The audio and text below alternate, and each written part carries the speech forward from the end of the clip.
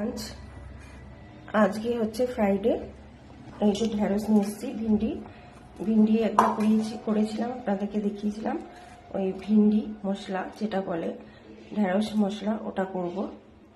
আর এই দেখুন উচ্ছে দিয়ে, পটল দিয়ে, কুমড়ো দিয়ে একটু ভাজা ভাজা করব। আর শসা আছে, আর একটু আলু ভাজবো। জানেনই একটু ডাল করতেই হয়, তার সঙ্গে একটু আলু ভাজা। আর এই মশলা আদা ফাদা সব রয়েছে, লেবু, লঙ্কা। আবার নিয়ে এসেছি পমফ্রেট মাছ, এই পমফ্রেট মাছটা করব। এই আজকে আমার দুপুরের লাঞ্চের মেনু। দেখুন পমফ্রেট মাছ ফ্রাই করেছি। এটাকে আজকে আমি একটু সর্ষে পোস্তই করব, তার মধ্যে একটু ক্ষীর টাইপের সর্ষে পোস্ত করব, একটু মাখা মাখা করে ক্ষীর টাইপের সর্ষে পোস্ত করব। এইটা করেছি পমফ্রেটের জন্য। এর মধ্যে মাছটা দিয়ে দেবো।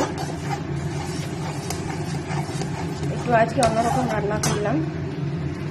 সর্ষে পোস্ত পমফ্রেটই হচ্ছে, জাস্ট একটু অন্যরকম হচ্ছে, মানে যেটাকে বলে ক্ষীর পমফ্রেট টাইপের, মানে সর্ষে পোস্ত দিয়ে ক্ষীর পমফ্রেট, ক্ষীরের মতন একদম লাগবে খেতে পমফ্রেটটা।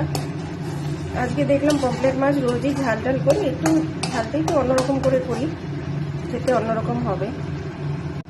এই দেখুন একটু ধনে পাতা দিয়ে দিয়েছি। এই যে কে পমফ্রেট মাছ, আমার বেশিরভাগ পমফ্রেট, পাবদা, ছোটো মাছ।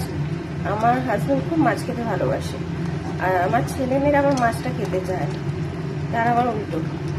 আর আমার হাজব্যান্ড মাছ খেতে খুব, মানে বাজারে গেলেই মাছ নিয়ে আসে। ও যেদিনকে নিরামিষ ওদিন মাছ খায় না, ওদিন তো নিরামিষই, বা নিরামিষ ছাড়া যেদিন হবে ওদিনই বাজারে গেলে মাছ দেখলেই মাছ নিয়ে আসে। দেখুন ওই দিনকে ঢেঁড়স দেখিয়েছিলাম, ওটা আমি পোস্তের শস্য ঢেঁড়স করেছিলাম। আর আজকে আমি ঢেঁড়সের ঝাল করছি। এটা আজকে আমার मेन्यू মধ্যে ढेढ़सेर झाल, मैंने भिंडी मसाला। और उस दिन मैंने जो किया था वो भिंडी पोस्तो सॉसे था। आज मैंने भिंडी का मसाला किया है, मतलब ढेढ़सेर झाल।